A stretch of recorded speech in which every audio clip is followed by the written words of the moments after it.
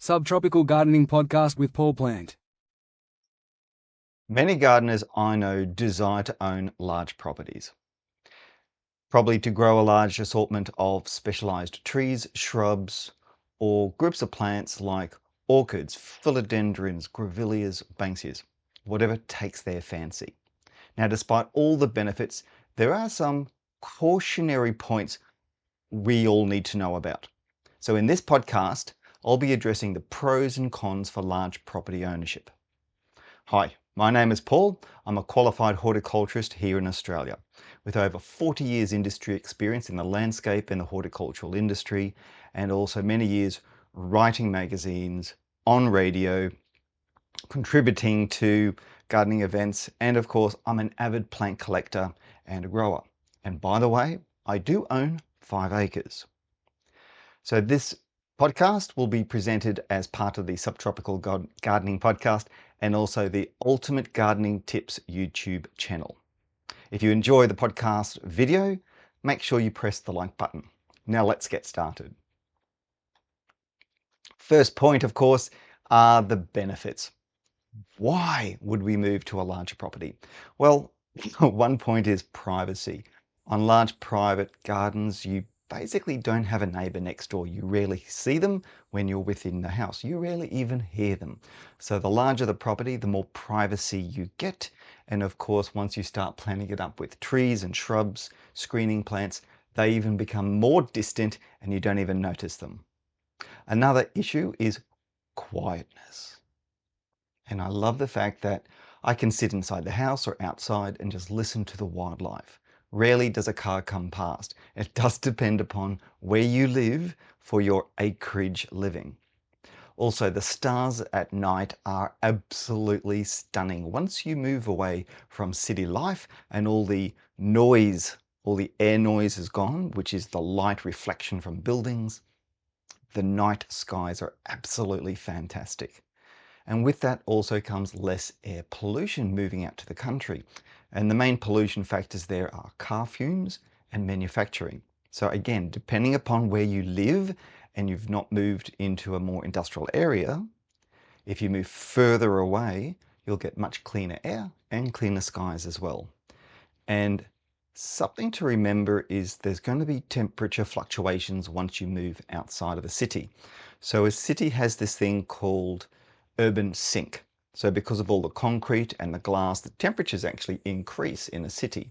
The further you go out with more trees, more forest, more vegetation, the temperature cools down during the day. It also acts more like a buffer. Some areas will be colder at night once you go out west here in southeast Queensland, but generally speaking, it's much more comfortable, which means it's more livable in the rural areas, more enjoyable in the rural areas. Some of the other key gardening benefits, obviously, is the more land area you have, the more plants you can grow. You can also be a little bit more self-sufficient when it comes to food and also electricity. So if you're into your own fruit and vegetables, you need space for the fruit trees. You can have far more diversity of your fruit trees. You can expand your veggie patch not just to one small little garden bed, but you can have a much larger area. You can basically become self-sufficient if you have sufficient space to grow the plants that you eat and maybe have some chickens and some other meat products if you so choose to have those as well, livestock. The other thing that I and a lot of others have moved to the country is because the environmental and ecological awareness issues. We get to see more wildlife, we get to plant more native plants as well as ornamental, but we become more involved in the ecology of the area, the biodiversity of the area. And that's one of the key things and one of the main reasons people move towards a rural setting, not because of money, but because they want the privacy, the quietness, the night sky, the clean air, the slightly different temperature, the capacity to grow more plants, be a little bit more self-sufficient, and of course the ecological benefits. So they're all the features that I identify as the benefits. Now, the things we need to consider with acreage is age. Do we physically have the capacity to maintain the property? Do you have enough physical strength and stamina to look after an expansive area of land?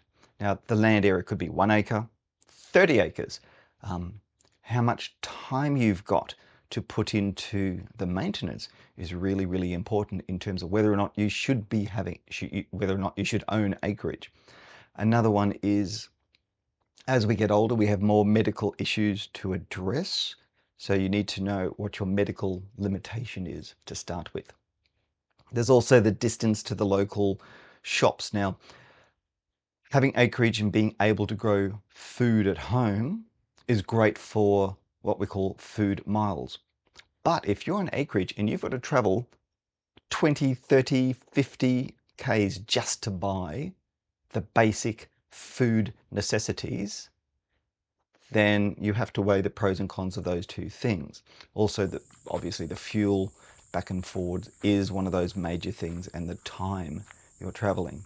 Some people like that because once a week they go towards a more urban area, and that's where all the socializing can occur, but you still have your privacy, your retreat, your home away from the rest of the people. Pros and cons in that one thing. The other is water access. When you move to property, do you have a dam or are you on tanks? Do you have town water? Do you have access to a bore? What's the quality of the water like? Can you use it on your fruit and veggies? Can you use it on your ornamental plants or your native plants?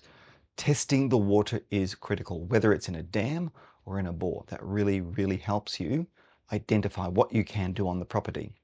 Power access, of course, is another thing.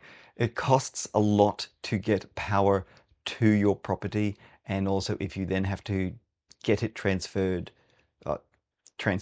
over your property to where your house is. So trying to aim for off-grid is a really good thing to minimize your power bill. And of course, just because we own a parcel of land doesn't mean we can do anything we want with it. There are council regulations pertaining to the type of land use. So always check what the legalities are, what you're allowed to do, what you're not allowed to do on your parcel of land.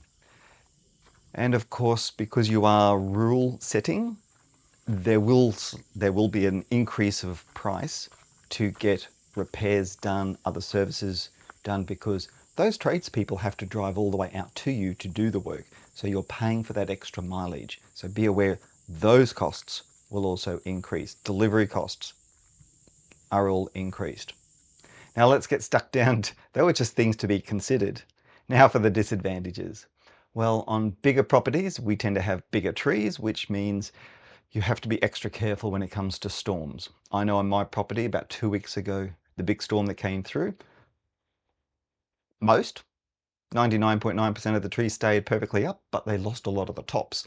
So I have huge branches that have come down. The trees are still there, but the branches, chainsaw is needed, clearing is needed, a bit of work is needed. So you do have to be aware that the larger the property, the more big trees you have, the more maintenance of the big trees you have to do. The benefit though is firewood. I have that for next winter. The more land you have, obviously, the more maintenance hours you have to put into it, invest in it to make sure that you are looking after that parcel of land. A good thing that we did is we've allocated 3/4 of the land to land for wildlife. And that means we basically don't do anything. We walk through it, we check on it, any branches in the way we move out of the way for the pathway, but basically we leave it as natural as possible for wildlife, because on my property we have kangaroos, wallabies, echidnas, snakes, lizards, spiders, what else? Wild birds that come through, a huge range of creatures, and we do want them to stay on the property and to move through our property to the other property. So we are part of a corridor, as is everyone else around us. So that's another key thing to remember when you have a larger property, and how to maintain your land. I advise keeping some of it purely for land for wildlife. The other thing is, this is both an advantage and a disadvantage. When you have bigger property and you're a gardener, you buy more plants, you spend more money. So you need to buy more on plants, more mulch, more fertilizer, more things to look after the plants to get them started. And as I said, it's both a pro and a con. So it's an advantage and a disadvantage at the same point. If you decide to have animals, you've got extra feed, you've got the vet bills that have to be considered. When you have a large property, you tend to have bigger machinery. So not just a little tiny mower for the average urban block. You need a bigger mower that can handle large area and work a lot harder. So you're upgrading your machinery, which is upgrading the costs to run that machinery and also the labor when services are needed. So that's an increase of costs. Also, when you have the industrial sized buildings and machinery, as I mentioned, increase running costs. So you might have shed with three-phase power, you might have additional machinery on site. So those will increase your bills on your actual property. So this is a really short little video, but in summary, planning ahead is really important. You have to think about at some point of time, you may want, don't need to, you may want to downsize, and how you want to address that issue in terms of passing it down to your next generation or to sell the property or subdivide if you're allowed to. But in most cases, we want large properties to stay as large properties because that investment is an ecological, environmental buffer for wildlife, for the air, for the temperature, all of these good things. The other thing when planning ahead is your medical needs. We all get older. Sorry, we can't stop that. And we have to plan ahead that if we get older and we cannot maintain the property, we have to look at moving out, downsizing, or how we're going to get the medical need as to where we actually live. So just remember, there are benefits to moving to acreage. There are things you need to consider, and there are disadvantages or perceived disadvantages. Weigh them both up. Do them on a spreadsheet and work out the pros and the cons. And then from that, you can make a decision. Is it worthwhile moving out to an acreage rural area or staying where you are? A lot of people I know have moved to the country and that's where they're staying. That is where they will die. Others I know moved out and then go back into the city as they get older. The choice is yours, folks. Hope you've enjoyed this video. This is Paul Plant on the Subtropical Gardening podcast and also on the Ultimate Gardening Tips YouTube channel. So it's streamed on, or I should say it's uploaded on both of those. Now, if you have any questions, or what did you decide to do if you moved to the country? What were your pros? What were your cons or advantages and disadvantages? What made you move to the country? And if you moved away from the country, why did you? So please add the comments. I'd like to hear from you. And of course, if you have enjoyed this podcast, please click the like button. Thank you very much and happy gardening. Cheers for now.